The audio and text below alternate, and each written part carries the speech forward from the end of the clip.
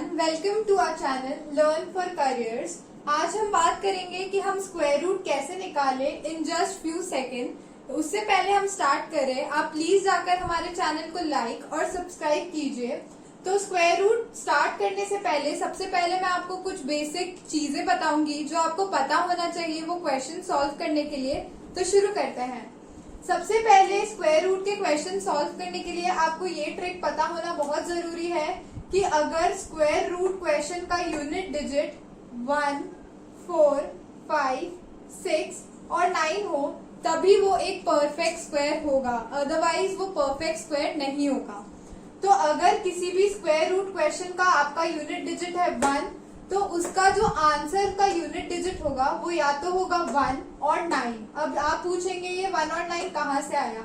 अब हमें ये देखना है कि हमारे ये जो स्क्वायर्स है 1 से 10 तक जो हमारे स्क्वायर्स है इसमें 1 कहाँ कहाँ आता है। तो 1 एक तो इन द नंबर 1 इटसेल्फ आता है और एक 9 की टेबल में जो यूनिट डिजिट है वो आता है 1। तो सेम हमारा 4 हुआ वो आता है, उसका आंसर यूनिट डिजिट होगा 2 और 8। 5 का 5 ही रहेगा, 6 का 4 और 6, 9 का 3 और 7। अब ये भी हो सकता है कि आपको ये पता है कि अगर हमारा जो यूनिट डिजिट है 1 वो आपको पता है कि एक तो 1 में आता है। अब आप सोचेंगे कि दूसरा नंबर ऐसे याद नहीं रहता है, तो बहुत ही इजी सा ट्रिक मैं बताने जा रही हूँ, आप कैसे उसको याद कर सकते हैं। तो आपको पता है कि वो 1 में आता है, पर अगर आपको चाहते हैं कि आप दूसरा यूनिट डिजिट को याद ना करना पड़े तो आप बस याद रखिए कि 9 और 1 का जो एडिशन होगा वो 10 होगा, और ऐसे हर किसी नंबर का जो एडिशन होगा वो 10 होगा जिसका आंसर हमारा यूनिट डिजिट है।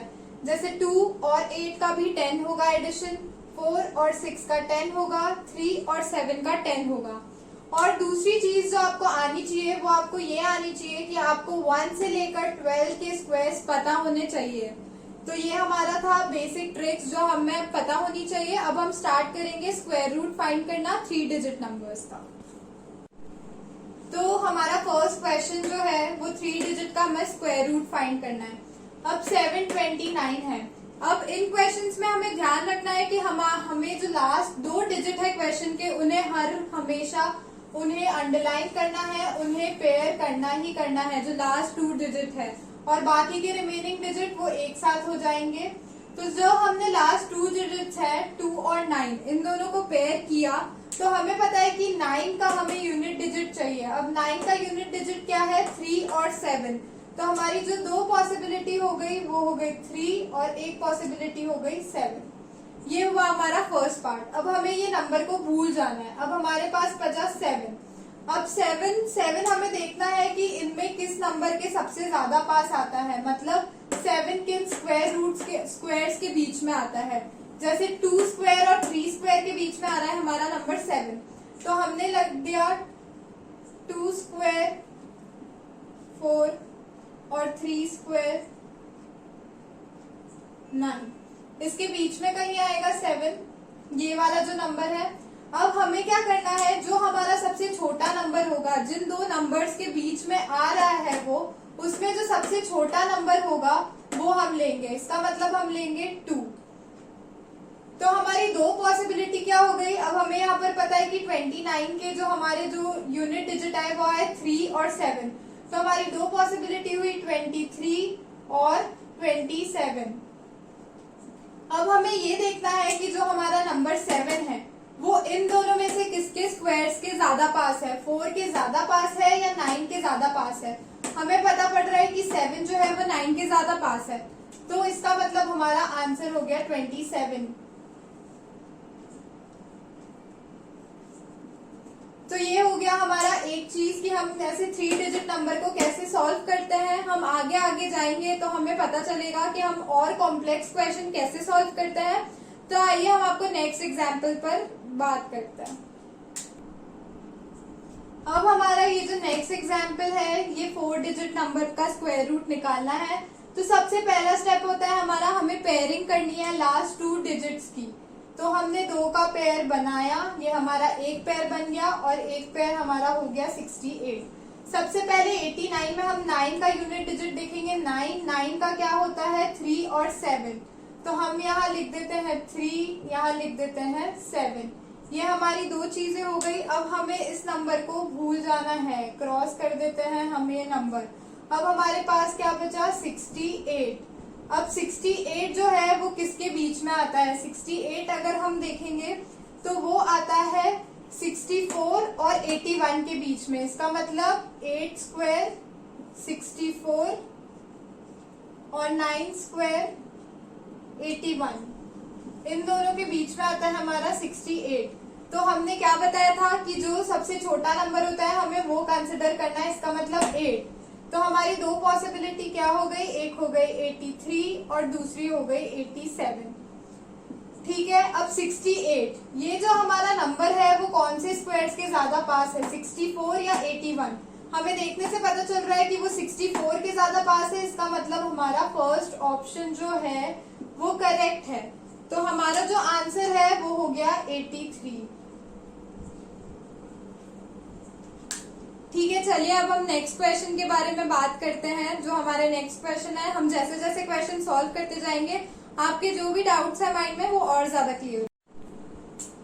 अब हम इस क्वेश्चन की बात करते हैं 6241 स्क्वायर रूट। तो इसमें सबसे पहले हमें क्या करना है, पेयरिंग करनी है। तो हमने पेयर कर लिए ये दो और ये दो। अब हमने देखा 1 है यूनिट डिजिट, तो 1 यूनिट डिजिट है तो उसका आंसर क्या होगा यूनिट डिजिट में, 1 और 9। तो हमने ये लिख दिया 1 और ये लिख दिया 9। अब हमें ये नंबर से तो कोई मतलब ही नहीं रहा है। अब हमारे पास क्या बचा, 62। तो हमारा जो 62 है वो किन दोनों के बीच में आएगा, 7 स्क्वायर 49 और 8 स्क्वायर 64, इसके बीच में आएगा हमारा नंबर 62। अब हमें पता है कि हम सबसे पहले छोटा नंबर ही लेते हैं इसमें से। तो हमारी जो दो पॉसिबिलिटी हो गई वो हो गई 71 और 79। अब हमारा ये नंबर आ गया। अब हम देखेंगे कि 62 किसके ज्यादा पास है, किसके स्क्वायर के ज्यादा पास है, 7 स्क्वायर 49 या 64। तो हमें पता पड़ रहा है कि 62 64 के ज्यादा पास है। इसका मतलब हमारा सेकेंड ऑप्शन जो है वो करेक्ट है।